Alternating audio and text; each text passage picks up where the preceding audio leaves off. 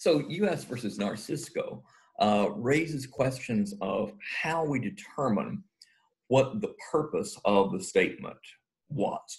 Is this a statement that is being made for the purpose of medical treatment or diagnosis, or is this being made for some other purpose? And in Narcisco, the patient in this case is at the VA hospital in Ann Arbor, Michigan. And the question is, when the patient identifies the nurse who gave him a shot, does the patient think he's doing so for the purpose of his own treatment so that the doctor can find out what was in the shot? Or does he believe that we're identifying the nurse because of our concern about the nurse's behavior, whether that's something employment-wise or, in this case, something far more serious like a criminal proceeding? And so the court looks at the fact that in Narcisco, the patient had a respiratory arrest. And after it happened, the doctor comes to the patient and says, before this happened, were you given some sort of medication? The patient indicates yes. Was it in your veins or was it by mouth?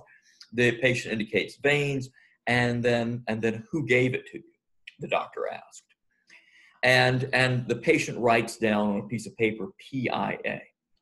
Now, the doctor did not say to the patient, we need to know this because we need to know from the nurse who gave it to you what you received. The doctor merely says, who gave you the injection?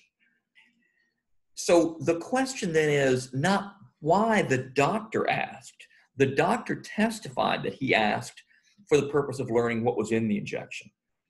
But that's not the question. The question is, why does the declarant make the statement?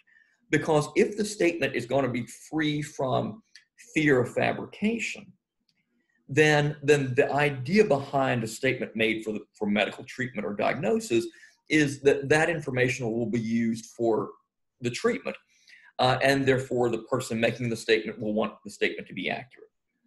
If it's made for the purpose of, identifying a criminal or getting someone in trouble at work, then we're less sure that motives to fabricate won't infect the statement.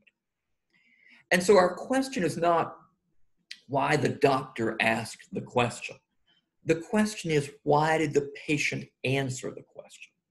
And here we just don't know. The doctor didn't say, we need to know this. When he asked the question, the doctor didn't say, we need to know this so we know how to treat you. The doctor just simply asked for the answer to the question.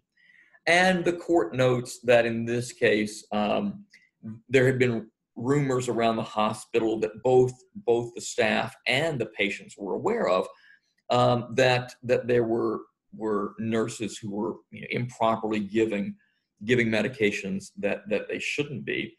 And in fact, it was known that arrest had been previously made in this case of nurses who were giving improper medications.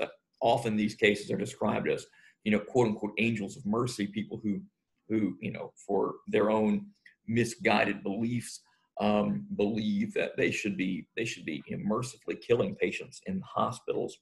This seems to be what this case was about. And rumors had spread that was occurring, and in fact, arrest had already been made.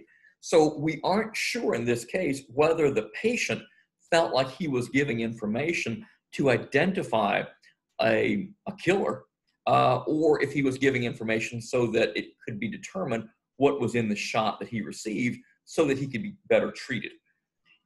So given the fact that that's unknown, according to the court, we can't conclude that the reason for the statement that was made was for the patient to get proper treatment. And because that's uncertain, the court says, we can't conclude that this was a statement made for the purpose of medical diagnosis or treatment under 803(4).